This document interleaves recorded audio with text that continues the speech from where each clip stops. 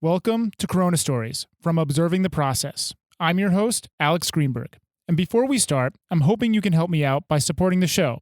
You can do this by going to my website, observingtheprocess.com. For just $5 a month or $50 for the year, you can become a monthly supporter.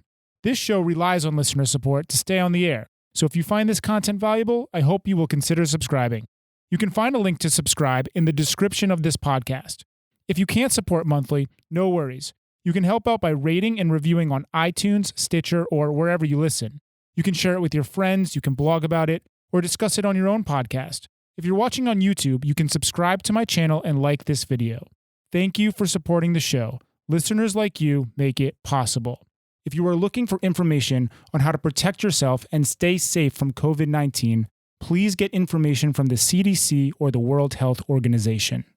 Today on the show, I had John Sawchak. John works at Burton and is based in Beijing, but he's from New Jersey. Please welcome John Sawchak. In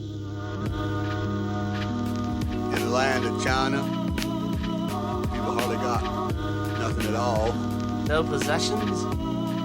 And in China, they never go to church. No religion too? Or do magic. Well, it's easy if you try, Dick.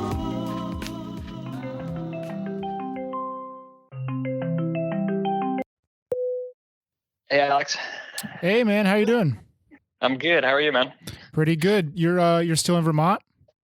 Yes, for the foreseeable future as well. Wow. Yeah, I got to see you up there a little bit. I didn't think you would be here this long. Me neither, man. It's looking like I'll be here at least until, May or June. Wow, May or June. Considering they just closed the border to China for all foreigners, it's no definitive answer, Totally, yeah. I guess I'm in the same boat. I mean, I was hoping they're going to open it up before the end of April, but yeah, I guess it's totally unpredictable. Yep, looking like it. Yeah, so before we dive into it, maybe you could give my audience a brief intro of who you are, even though you've already done 2 episodes on the main podcast. For people listening, a brief intro of who you are, where you're based, what you do for work, that kind of stuff. Yeah, sure, no problem. My name's John. I am based in Beijing. Currently working for Burton Snowboards on the product team, focusing on like training programs and content and some warranty stuff. Yeah. Cool. So let's start with when and how did you first hear about the coronavirus? I would say probably, January 17th or 18th. It was like 2 days before I was leaving China to go to Japan for Chinese New Year for a couple weeks for work. So I'd say like just before Chinese New Year. Yeah, tell me about the trip to Japan. That must have been interesting timing as you're jetting out of China. Yeah, so it was actually right before everything started ramping up, like all the precautions and everything in China. I was arriving at the airport, I think on like the 20th or the 21st, and like that's when they really started like taking people's temperatures and enforcing mask wearing, and putting all the safety measures in place to make sure that stuff didn't spread as fast as it would have otherwise. So yeah, I was only supposed to go on a 2-week trip to Japan for work, and I haven't been back to China since January 20th. Wow. Now it's March. Now it's April 1st. Mm-hmm. But what was that like when you were in Japan? Did you just decide to just go straight to China, or did you have a choice to go? I mean, sorry, when you're in Japan, go to America, or could you have gone back to China at that time? Well, yeah, I had a return flight for early February, like the 4th or the 5th, like as soon as Chinese New Year was supposed to end. So my 2-week trip in Hokkaido in the north of Japan, I extended that another week, seeing how things would play out. So that was the 3rd week. And then that wasn't, nothing was really clearing up, obviously. So I went down to Tokyo for another week, which was the 4th week. And then nothing was still clearing up. I worked in our Tokyo office. And then I went to go help out in a small remote ski area called Aomori Spring, and it was really crazy. I was like stuck up there with like a bunch of Chinese and Taiwanese nationals, and we're all just like sitting down having dinner, just like, you know, talking about what we're doing and how long we'll stay out of China. And we're all just like, it was kind of crazy and surreal to be with all these, you know, Chinese people in Japan, like trying to figure out what we were going to do. So it was kind of bizarre. Yeah, I was talking to Camden about this just yesterday, how, you know, the situation kind of escalated very quickly during Chinese New Year, which is almost potentially the worst possible timing when everyone is traveling, you know? So maybe you could give my audience a little bit of an understanding of like what Chinese New Year is and that kind of stuff. Chinese New Year is Lunar New Year Festival, which happens, you know, end of January, early February every year. To put that into perspective, I guess, it's the largest mass migration of humans every single year on the planet. So like billions of round trips around the planet, whether domestically or internationally. One of that areas in my world is like going to Japan in the winter for skiing and snowboarding, and a lot of people were coming to Japan and trying to enjoy their holiday while everything in China was just starting to shut down. So like there was like extra people in the beginning, and then when Japan started closing the border to Chinese nationals, that's when it started to get real. So yeah, let's talk a little bit now about your transition into America. You're in a unique position where, you know, you're based in China and your company is taking care of you and allowing you to work in America. I mean, at the headquarters, I guess. So I was wondering if you could comment a little bit, I guess, on like your thoughts. I guess I'm a little interested in how you're playing this. You know, it's a I guess I would worry about security and just like, it seems like an interesting position to be in where, you know, you're kind of just floating in a sense and you don't see like an end in sight. How do you feel about that? Well, yeah, it's just been like this looming feeling, you know, like you said, there's no end in sight. And, you know, those first couple weeks from when I had first left China, you know, I was like, oh, this will blow over. You know, I know obviously it's serious. You know, I had kept SARS in mind from 2003 and stuff like that. So I knew it was serious, but I didn't know how long it would last and how far it would spread. But coming to the States, I mean, that was originally supposed to be remote. They were letting me work in the office. I was taking on some new projects and some new work and just taking advantage of being in the headquarters. And, you know, about 2 or 3, this is our third week working from home. So I guess you could call it I'm working double remote. I came here to work remote for my China-based job, and now I'm working remotely again. So it's kind of bizarre, but yeah, I'm definitely floating and just sort of staying inside and doing my part to stop the spread and just trying to be responsible, you know? It's kind of bizarre. That's kind of, I think, what I was getting at, but failed to say is like remoteception. It's like you're working remote here in America, but then at the same time, you're not even able to go to the office. You have to like work remote in a house or a hotel. It's just kind of so bizarre, your situation. Yeah, it is. And of course, I want to go home and see mom, but I'm not going to put it at risk if I don't have to, you know. Luckily, a good buddy of mine, Zach, is letting me stay with him and my other roommate Nick. So I'm living with my old 2 college roommates again, which is pretty cool. I'm thankful for that. Oh yeah, you're out of the hotel at this point, right? Yeah, I moved out. Oh, that makes things a lot better. I was living in a hotel for like 2 months straight, dude. Yeah. That's what I'm saying. It's just like, that's, you know, there's a mental aspect to this whole situation that is, you know, pretty serious. So that, I guess that segues pretty nicely into the next topic that I always ask my guests is your thoughts on the media and like the news, how they're handling the situation. For me, I feel it's pretty overwhelming being in America and just so much information constantly being thrown at you. So I was hoping you could speak a little bit to your thoughts on the news in America, and also what your thoughts are about the situation in China, because it's a completely different like type of news that they're getting. Yeah, start with America. Well, even before this all happened, I made a conscious decision years ago to sort of not pay attention to U.S. media. It's pretty disgusting how news outlets sort of feed people, stuff that's not always true. It's always one-sided, and it's not always good information. So I've made a point a couple years ago in my life to sort of stay clear of a lot of the mainstream, like CNN, NBC, whatever, and try to focus on more neutral platforms like The Economist, and BBC, and other stuff like that.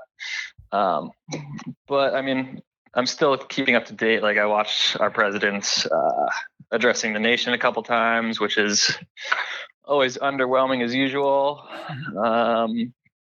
Yeah. So, and I pretty much just follow Johns Hopkins, the coronavirus map, which sort of gives you live updates of every country in the world, or at least as good as I can, live updates. So I just follow the spread of the numbers and, look at some stuff from CDC and the World Health Organization. And, I just try to stay clear of a lot of the media.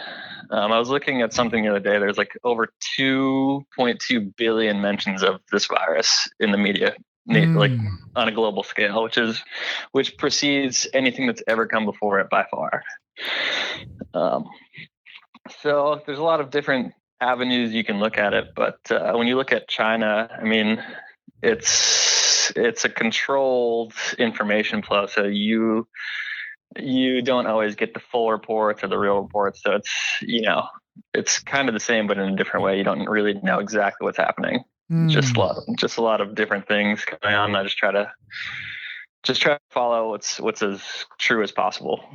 Yeah, I think that's a healthy way to go about it. And because I agree with you in the sense that what I'm hearing from you is you're looking more for facts and actual information that will be helpful to you. And what I see on the news is more of like, a lot of opinion stuff that can be fear-mongering and just kind of not helpful. It's just exactly. Yeah, totally. And then also what I wanted to tell you about is, like, when I was talking to Camden, her episode will come out in a bit, but she did a really good job of explaining the experience she actually had while she was there.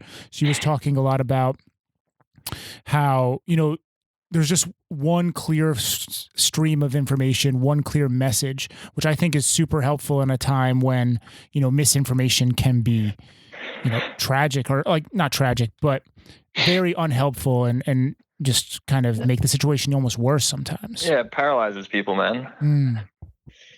Definitely. Well, yeah, man. Thank you so much for the time. Before we wrap up, what do you think the future will hold? Minus you staying there, you excited to get back to Beijing when you do? Yeah, and honestly, I'm ready to go back. If I could go back, next week or the week after, I think I would take the opportunity. Yeah. I feel the same way. I've actually been thinking, like, as soon as they open it back up, I'm going to go.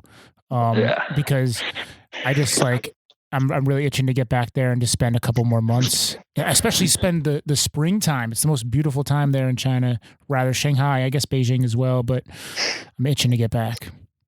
Yeah, definitely. But yeah, if I could go back, I would. Other than that, the future, I don't know. Our office in Beijing just opened back up yesterday, so things in China are looking relatively good. Obviously, they're trying to stop a second wave of all this happening, whereas the U.S. is on the total opposite. They're on the upswing, China's on the downswing. But I don't know. I think this could potentially have a lot of long-lasting effects, socially and economically. But I think once things die down, hopefully within the next 4 to 6 months, I think spirits will be much higher. I think it's sort of just a weird time for everybody, and everyone's just trying to power through, Oh yeah, tell me about that time when you got sick. I was actually in Vermont for that. That's pretty key for the story, huh?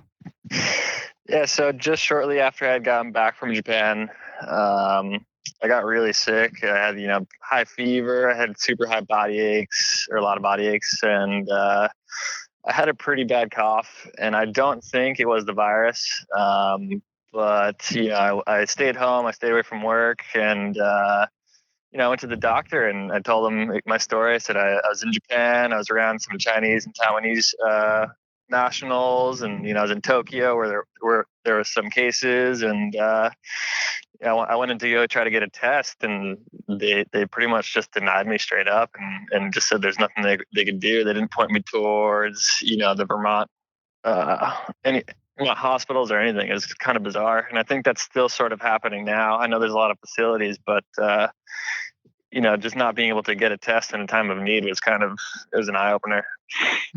Yeah, I remember when that happened, and I was pretty shocked as well. And okay, so this was early February, right, when this happened? Yeah, I believe that's when you were here. Yeah. Yeah, so it's just like so much has changed since then. I think now they would do that, but I think that's a good sign, or it's indicative of the how we weren't prepared at all for something like this. Yeah, totally. And I think that's the key part of the story. And, there's all sorts of predated warnings from people like Bill Gates and other super smart people, saying that stuff like this could wipe out, a lot of people if we're not prepared. And I think that's the point of the story. Even just like 2 weeks ago, I had a friend that tried to get a test and they still weren't capable. But now I think people are up to speed, and state and local levels are working together to sort of set up facilities to do so. Yeah, I just I talked with Zach Allett's mom. She's director of preventative services in Essex County of New York, and she had a lot of interesting stuff to say. That one just came out. It's out right now for people listening. Definitely go check that it out one after this. Yeah. Yeah, that she's pretty key in all that going on in Essex County. Otis Mountain, get down. Yeah, definitely. John, thank you so much for your time. Yeah, no worries, man. Take care. Keep in touch. All right, adios. Yeah, Alex. Bye. Boom, that's it. Thank you so much for listening. If you found this podcast valuable, there are many ways you can support it. The best way is by going to my website, observingtheprocess.com. For just $5 a month or $50 for the year, you can become a monthly supporter. This show relies on listener support to stay on the air, so if you find this content valuable, I hope you will consider subscribing. You can find a link to subscribe in the description of this podcast. If you can't support monthly, no worries. You can help out by rating and reviewing on iTunes, Stitcher, or wherever you listen. You can share it with your friends, you can blog about it, or discuss it on your own podcast. If you're watching on YouTube, you can subscribe to my channel and like this video. Thank you for supporting the show. Listeners like you make it possible. If you are looking for information on how to protect yourself and stay safe from COVID-19, please get information from the CDC or the World Health Organization.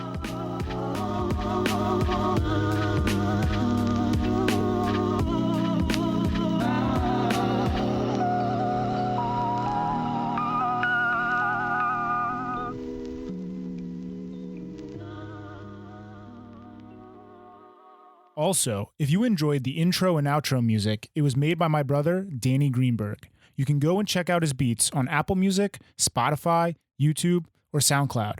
He goes by the name Estoric, Estoric. All right, that's it for now.